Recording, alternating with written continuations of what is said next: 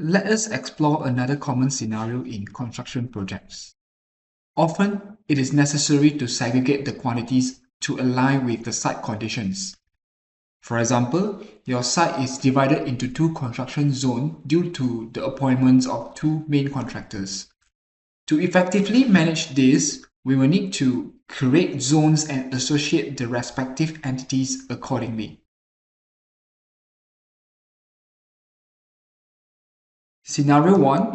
Before drawing any entities. To set up your zones, follow these steps. Under the floor settings, you may add and rename the zones according to your projects.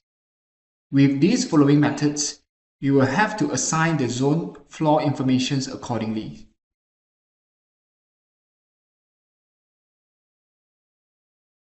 If your following zones are sharing the same floor informations, you may right-click to copy the zone and paste it. With this, you can save some time by just modifying the informations for the other zones.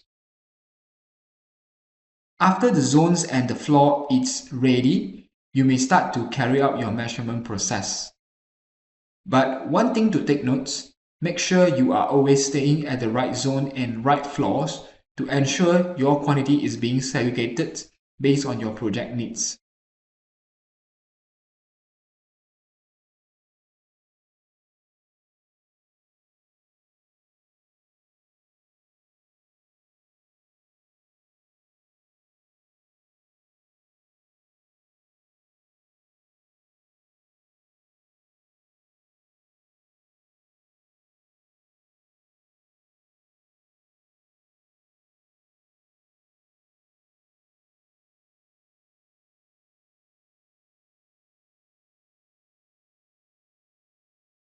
Additionally, if you wish to avoid confusions during the measurement process, you can always split the drawings and name it into the respective zone and levels.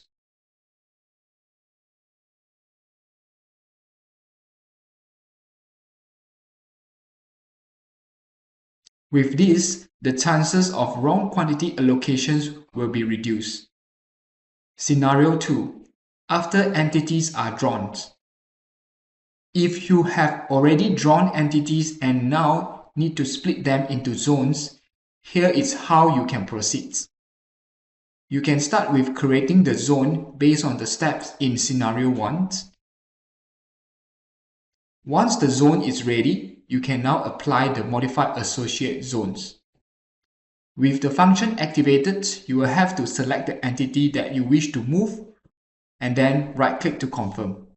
The Select Floor in Target Zone prompt will be appearing. All you need to do is to choose the appropriate zones and floor, and the selected entities will be transferred accordingly.